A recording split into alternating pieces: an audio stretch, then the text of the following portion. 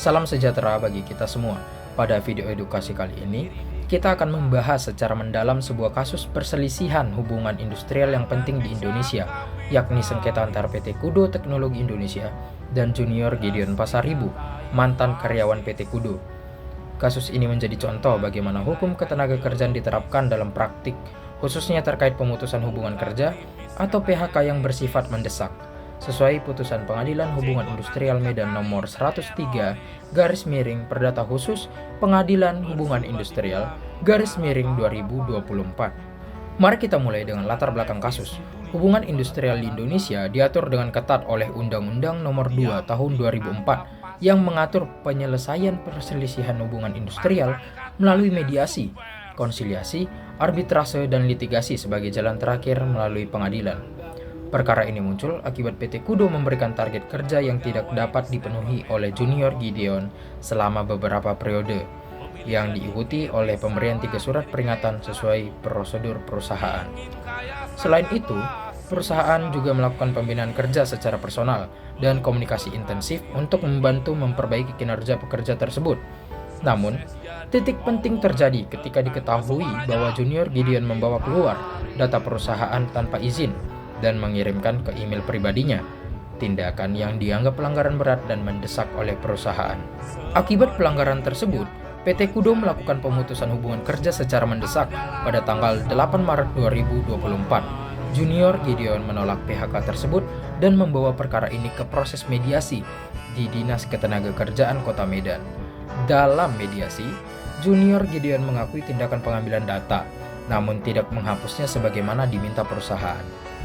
Pada persidangan pertama, Pengadilan Hubungan Industrial, PT Kudo tidak hadir sehingga hakim memutus first take yang mengabulkan klaim Junior Gideon, termasuk pembayaran kompensasi sekitar 258 juta rupiah.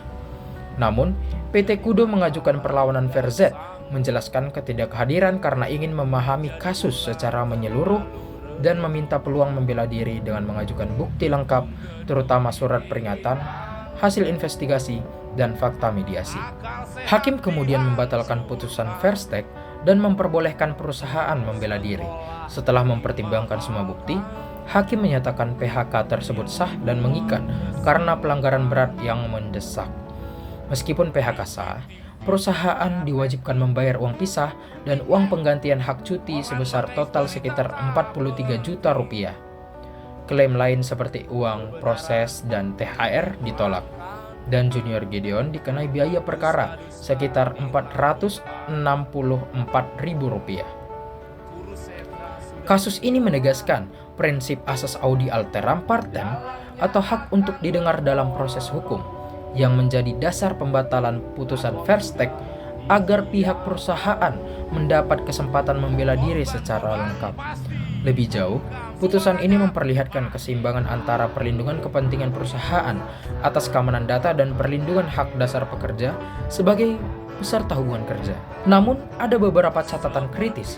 Pertama, pentingnya mekanisme pemanggilan sidang yang efektif agar tidak terjadi putusan first take yang merugikan. Kedua, adanya area abu-abu dalam hukum ketenagakerjaan mengenai batas antara pengambilan data untuk pembuktian dan pelanggaran mendesak yang memerlukan kepastian hukum lebih lanjut. Ketiga, penolakan klaim THR dapat menjadi isu yang perlu dikaji ulang, mengingat putusan PHK terjadi di awal tahun dan masih berpotensi berkaitan dengan hak THR. Secara keseluruhan, putusan ini menjadi preseden penting yang menegaskan kedisiplinan penegakan hukum ketenagakerjaan di Indonesia dengan pemberian perlindungan hukum bagi kedua pihak serta penegakan keadilan dalam hubungan industrial. Terima kasih atas perhatiannya. Semoga pemaparan ini membantu menambah wawasan tentang hukum ketenagakerjaan dan penyelesaian perselisihan hubungan kerja di Indonesia.